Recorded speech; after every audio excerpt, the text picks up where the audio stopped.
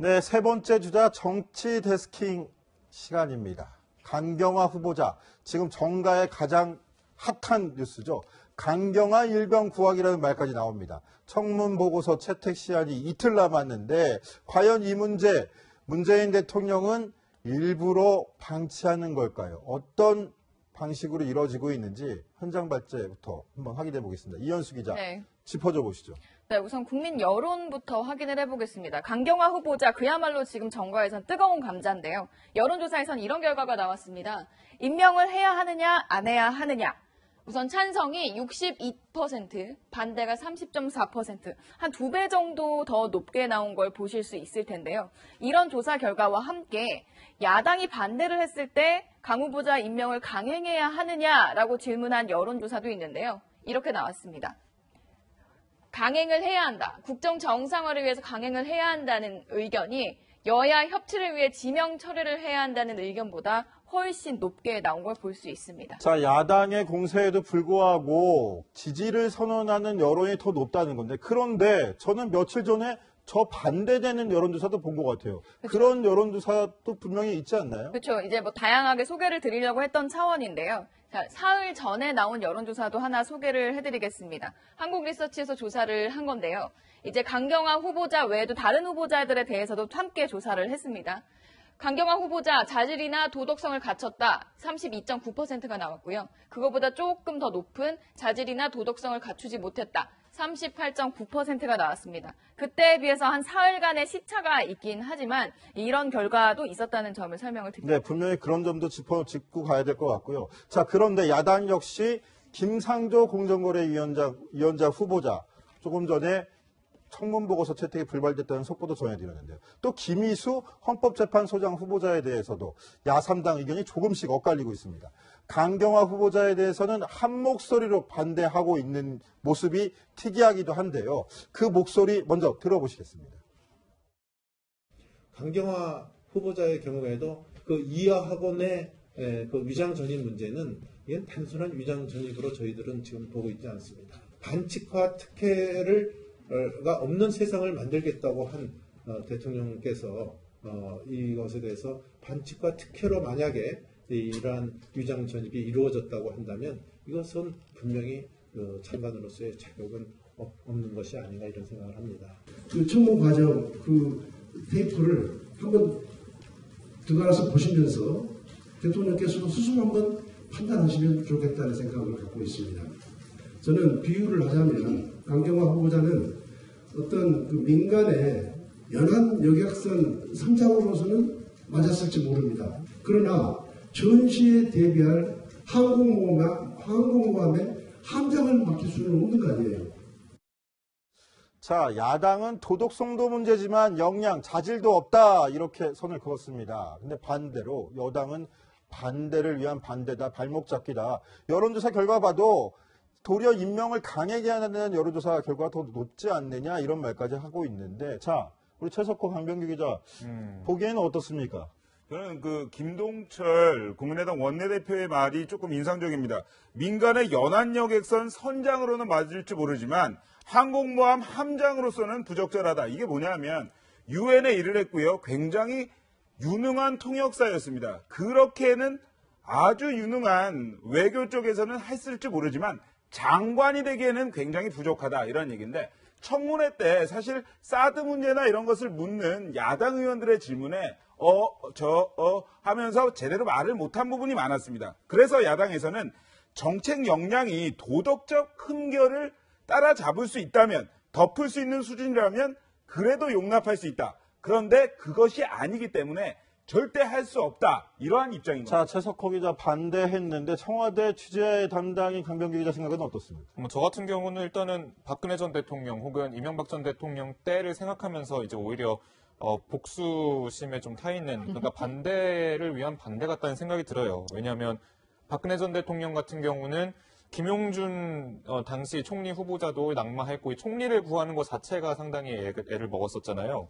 그래서 때문에 그때를 생각해서 이번엔 더 강하게 나가겠다 이런 주의로 밀어붙이고 있는 것 같은데 사실 오늘도 추경협의관에서 제1야당을 빼놓고 협의를 하는 게 과연 정치적 도인이냐라고 따진 것도 보면 사실 좀 감정이 좀 치우친 거 아니냐라는 생각을 해볼 수 있을 것 같아요. 자, 이현수 기자, 이렇게 뭐 기자들 의견도 참 많이 엇갈리고 네. 또 결국은 저희가 얘기하는 것도 양비론적인 부분도 있을 것 같아서 걱정이긴 한데 제가 보기에 특이한 점은 그래요. 여소야대 전국에서 협치를 그렇게 강조하는 문재인 정부가 네. 캐스팅 보트권을 쥐고 있는 국민의당과 계속 협치를 해가면서 이어갈 텐데 불구하고 강경화 후보자에 대해서만큼은 언급을 따로 안 하고 있는 부분이 좀 특이한 부분이 아닌가. 빨리 해결하고 국정운영 동력을 더 찾아야 되는 게 맞는 일이 아닌가라는 생각도 드는데 굳이 강경화 후보자에 대해서 이렇게 보호 본능을 많이 발휘하고 있는 이유. 우리가 좀 전에 짚어봤지만 1호 전략 때문이 아닌가라는 생각이 또 드는데요. 그런 부분 때문에 좀 신경절이 가열되고 있다라는 분석이 나오긴 합니다.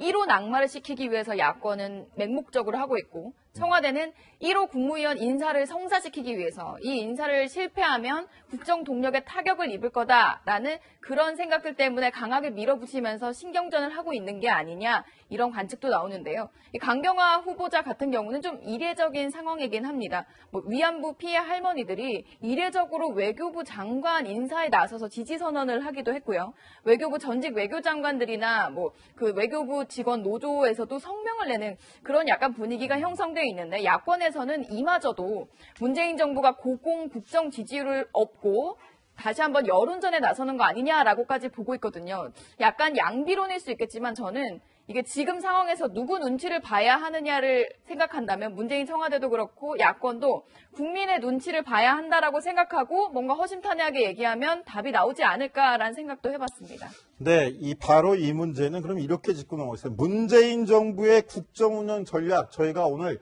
바로 1호 전략이라고 이름을 붙여봤었는데요. 이 1호 전략에 대해서는 앞으로도 좀 기획성으로 충실하게 묶어가지고 저희가 지난 34일뿐 아니라 어떻게 문재인 정부가 이끌어가는지 꼼꼼하게 취재해서 기획 보도해드리는 걸로 정리를 하겠습니다. 정치데스크 60초 후에 돌아오겠습니다. 청와대가 장관 후보자 인선 발표 후에 이전과는 다르게 영상 카메라를 꺼달라 이렇게 요청을 했는데요. 왜 그런 걸까요? 먼저 관련 발언 들어보겠습니다. 송영무 국방부 장관 후보자는 해군 출신으로 국방 전략과 안보 현안에 대한 전문성과 업무 추진력을 겸비하고 있으며 조대엽 고용노동부 장관 후보자는 노동 정책에 대한 전문성과 이해도가 높아 각종 현안을 합리적으로 해결할 수 있는 적임자이고. 네, 이상으로 인사 브리핑을 마치겠습니다. 감사합니다. 네, 일문일답은 아까처럼 녹화 없이 진행하겠습니다. 네, 바로 어제 장관 후보자 인사 발표 모습이었는데요. 인사 발표가 끝난 다음에 녹화까지 하지 말아달라, 카메라를 다 꺼달라 요청하는 모습이었습니다. 그런데 강경화 외교장관 후보자 위장 전입 사실을 공개했을 당시에는 영상 녹화는 허용을 했었거든요. 그런데 왜 이번에는 저렇게 영상 녹화를 하지 말아라 손을 친 걸까요? 지난달에 이제 강경화 외교부 장관 후보자를 발표할 때를 생각해 보면 조현욱 인사수석이 직접 나와서 그 강 후보자의 위장 전입 사실에 대해서 먼저 공개를 한 적이 있었죠. 자녀의 이중 국제 문제까지 같이 공개를 했었는데 제가 생각할 때는 아마도 청와대 입장도 좀 이해가 가는 게 청와대 입장에서는 이 강 후보자를 왜 임명을 했는지 임명 이유를 쭉 다 앞에 얘기를 했는데 그 위장 전입 사실과 이중국적 사실 그 이야기를 한 부분만 계속 반복되고 다시 한번 보여지고 방송에 나가는 그런 부분들이 좀 지금 강 후보자 논란이 되고 있는데 예민하게 받아들여지지 않았을까라는 생각이 들더라고요. 오히려 친절한 설명이 공격 수단으로 그렇죠. 부메랑이 되는 거를 좀 막아보자 이런 생각도 들 수 있겠네요. 그렇죠. 그럼에도 뭐 설명을 안 하는 건 아니지만 단 이제 영상 기록으로 남기지 않는다라는 정도의 의미인 것 같고요. 그리고 또 달라진 게 하나 더 있는데요. 이제 그 전에 위장 전입이라고 이야기를 했는데 이 위장 전입이라는 표현 자체가 약간 범죄적인 느낌도 나고 부정적인 느낌이 나다 보니 이번에 박수현 청와대 대변인이 위장 전입이 아니라 주민등록법 위반이라는 약간은 조금 생소한 언어를 쓰면서 그 사실을 미리 공개하기도 했습니다.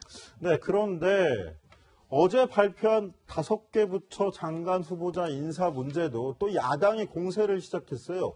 코드 인사, 보온 인사라고 그러는데 최석호 기자, 이거 무슨 이야기입니까? 그렇습니다. 처음에 이제 문재인 대통령, 문재인 정부가 시작을 할 때는 대탕평 인사를 하겠다 이렇게 이야기를 했습니다. 근데 어제 보면 지역적으로는 탕평 인사가 이루어졌을 수 있습니다. 하지만 문재인 대통령과 친한 사람들이 5개 부처 장관 후보자로 임명이 됐다는 것, 지명이 됐다는 것이 문제가 된 겁니다. 참 살펴보면요. 김상곤 사회부총리 겸 교육부 장관 후보자 어떤 사람이었습니까? 전 경기교육감이었는데 민주당에서 혁신위원장을 했고요. 문재인 캠프에서 당시에 공동선대위원장을 하면서 최측근으로 분류되는 인물입니다. 그렇기 때문에 코드 인사가 아니냐 이러한 이야기가 나오는데요. 또한 안경환 법무부 장관 후보자 같은 경우에도 문재인 대통령의 멘토단이었고 또한 노무현 전 대통령 탄핵 시에 법적인 조언을 했던 사람으로 알려져 있습니다.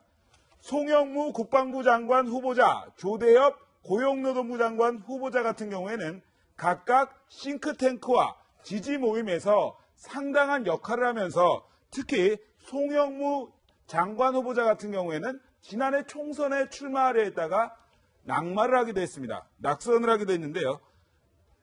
특히나 김은경 후보자 같은 경우에는 노무현 정부에서 문재인 대통령과 함께 일했던 비서관 출신입니다. 그렇기 때문에 너무나도 자신과 가까운 사람들만 모아서 장관 후보자를 주는 것 아니냐. 이것이 바로 코드 인사다. 이러한 것이 야당의 주장입니다. 저는 대신에 그런 비판에 대해서 한 가지 좀 이렇게 반론을 좀 들고 싶은 건 뭐냐면, 대통령을 뽑아놓고 그 대통령과 손발이 맞는 사람들을 기용해야지 더 정책이나 추진해서 시너지 효과를 얻는 건 아닐까 하는 일각의 입장도 있기 때문에 이 부분은 언급해드리고 싶습니다. 자, 지금까지 문재인 대통령 첫 번째 시정연설 관련해서 전해드렸고요. 다음 주제 뭘까요? 저희가 퀴시트로 마련해놨습니다.